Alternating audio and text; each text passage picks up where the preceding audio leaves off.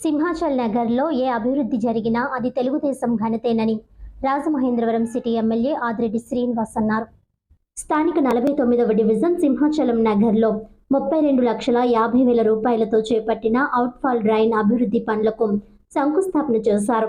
ఈ సందర్భంగా ఎమ్మెల్యే వాసు మాట్లాడుతూ, ఈ ప్రాంతంలో రోడ్లు కానీ, డ్రైన్లు కానీ, కరెంటు స్తంభాలు కానీ ఏదైనా సరే తెలుగుదేశం హయాంలో జరిగాయని అన్నారు.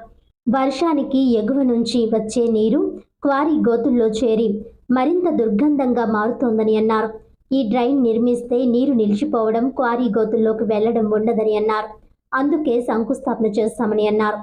అంతేకాకుండా ఇక్కడే కట్టిన టిట్కో ఇళ్లు అసంపూర్తిగా ఉన్నాయని ఎమ్మెల్యే వాసు ప్రస్తావించారు. మళ్లీ కాంట్రాక్టర్తో మాట్లాడి బయట ఫ్లోరింగ్, ప్లాస్టింగ్ చేయిస్తున్నామని అన్నారు. అదేవిధంగా టిట్కో ఇళ్లకు డ్రైనేజీ వాటర్ వెళ్లిపోవడానికి మార్గం లేకుండా చేశారని, అక్కడ మరో 30 లక్షల రూపాయలతో వాటర్ బయటకు వెళ్లేలా ఒక డ్రైన్ కట్టిస్తున్నట్లు ఆయన తెలిపారు. డబ్బులున్నాయని అనవసరంగా వెచ్చించారే తప్ప ప్రజలకు అవసరమైన రీతిలో ఖర్చు చేయలేదని, ఇలాంటి పనుల వలన గత ప్రభుత్వం నిర్వాకం తెలుస్తోందని ఆయన అన్నారు.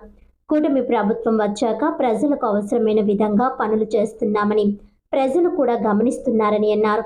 డివిజన్ నాయకులు దుత్తరపు గంగాధర్ పర్యవేక్షణలో జరిగిన ఈ కార్యక్రమంలో నాయకులు కాశీ నవీన్ కుమార్, రాచపల్లి ప్రసాద్, మొకమటి సత్యనారాయణ, నేమాలి శ్రీను, తురకల నిర్మల, అంగురు ధనరాజ్, కేబుల్ మురళి, మల్లా వెంకటరాజు, సలాది ఆనంద్, సందక లక్ష్మణరావు, గుదే రఘునరేష్, బేసరి చిన్ని, కానేటి ప్రభు, అజ్రపు రమేష్, మేడికొండ అప్పారావు, కవులూరి, వానపల్లి శ్రీనివాస్ తదితరులు పాల్గొన్నారు.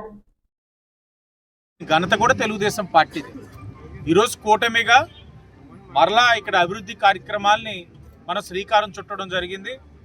ఏదైతే ఇక్కడ ఉన్న డ్రైనేజ్ వాటర్ అంతా కూడా ఈ క్వారీ పిట్స్లోకి వెళ్ళిపోవడం, ఆ క్వారీ పిట్స్ ఏమో డ్రైనేజ్ వాటర్ తోటి నిండిపోవడం, చాలా ఇబ్బందులు పడతా ఉన్నారు. అసలు క్వారీ పిట్స్లోకి వెళ్లకుండా ఆ వాటర్ని అంతా కూడా ఒక డ్రైనేజ్ సిస్టమ్ ద్వారా మళ్లించి బయటికి తీసుకెళ్లాలన్న ఆలోచనతో ఈ రోజున సింహాచల్ నగర్ 49వ వార్డులోని సుమారు 33 లక్షలతోటి డ్రైనేజ్ వర్క్కి శంకుస్థాపన చేయడం జరిగింది. ఇదే కాదు, అక్కడే టిట్కో ఇల్లులు కట్టారు. టిట్కో ఇల్లులు కట్టేసి పైన అసంపూర్తిగా కార్యక్రమాలు చేసిపోయారు. ఇప్పుడు మరలా కాంట్రాక్టర్తో మాట్లాడి పైన ఫ్లోరింగ్ అంతా ప్లాస్టరింగ్ చేయిస్తూ ఉన్నాం. అలాగే ఆ హౌసెస్ ఏదైతే ఉందో హౌసింగ్, టిట్కో హౌసింగ్ ఎగ్జిట్ లేదు, డ్రైనేజ్ వాటర్ అంతా ఎగ్జిట్ అయ్యే దారి ఇవ్వలే.